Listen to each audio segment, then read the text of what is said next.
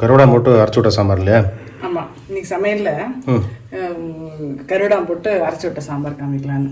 Coil சமையல் use பண்ணிட்டோம் இல்லையா? ஆமாம். ஸோ அட்லீஸ்ட் ஒன்று யாராவது என்னென்ன ஐட்டம் கேட்டாரோ அந்த ஐட்டம் மட்டும் அப்படி காமிக்கலான்னு நினச்சேன். ஓகே. ஸோ ஒருத்தர் வந்து அரைச்சி விட்ட சாம்பார் கேட்டிருந்தா. ஸோ அதுக்கு வந்து கருவடாம் போட்டு பண்ண போகிறேன். ஒன்றும் இல்லை, அரைச்சி விட்ட சாம்பார் டிஃப்ரென்ஸ் ஒன்றும் இல்லை. இந்த பருப்பு வெந்துன்னு இருக்கு. இங்கே வந்து புளி எப்பயும் போல நெல்லிக்காயில் புளி எடுத்து வச்சிருக்கேன். வறுக்கிறதுக்கு வந்து 2 ஸ்பூன் தனியா, 1 ஸ்பூன் கடலப்பருப்பு, நம்ம எவ்வளோ காரமோ மிளகா, ஒரு அரை டீஸ்பூன் வந்து வெந்தயம்.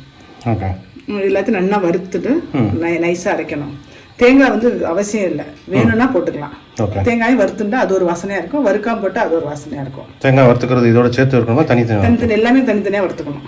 வெந்தயம் 1 டீஸ்பூன், தனியா 2 டீஸ்பூன், கடலப்பருப்பு 1 டீஸ்பூன், மிளகா, தேங்காய், புளி நெல்லிக்காய் அளவு, பருப்பு, கருவேப்பிலை எல்லாம் கேட்டுங்க. ஒரு நிமிஷம் ஆயிடுத்து. ஸோ இதை வந்து நீ இதை வறுக்கும்போது வெந்தயத்தை தனியாக வறுத்துடணும், இதெல்லாம் 3 தனியாக வறுத்துடணும், தேங்காய் தனியாக வறுத்துட்டு நைஸாக அரைச்சிக்கணும். சூப்பர். இப்போ இது வந்து பருப்பு வெந்துருத்துனா, அதனால இந்த புளியோட இந்த பச்சை வாசனை புளி போட்டதுனால இந்த புளியை நல்லா நான் வந்து இப்போ கரைச்சி விட்டுருவேன்.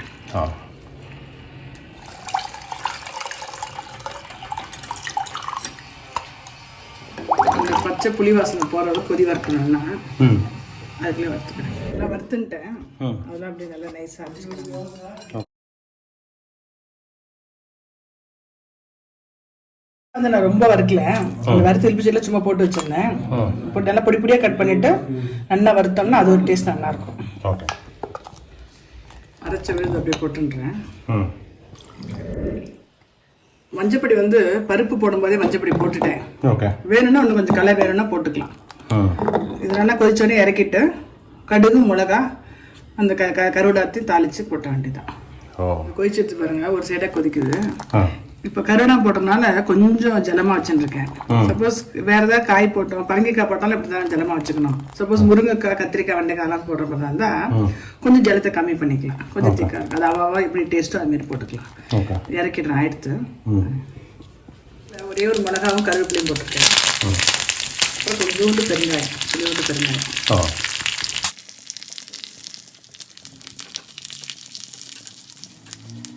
கொஞ்சம் ஏதாவது பண்டிகை அப்படின்னா கொஞ்சம் யாராவது கெஸ்ட் வந்துருக்காங்கன்னா அரைச்சி விட்டு சாம்பார்.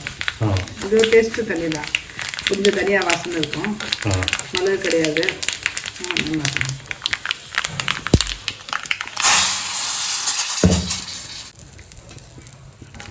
இந்த கருடாத்தை வறுத்துன்றேன்.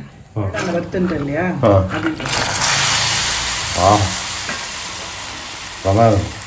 சூப்பராக இருக்கும். அந்த அரைச்சி விட்ட சாம்பாரில் இந்த கருவேப்பிலை போட்டால் நல்லாயிருக்கும்.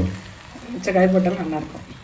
இந்த சாம்பார் தான் இதை போட்டு தொட்டுட்டே சாப்பிட்றலாம். ஆனால் இன்னைக்கு பால் கூட்டு பண்ண போகிறேன், அதை வேறு வீடியோ எடுக்காமக்கலாம். ஓகே. இது கருவடாம் போட்டு அரைச்சி விட்ட சாம்பார். ஃபேண்டாஸ்டிக். தேங்க்யூ.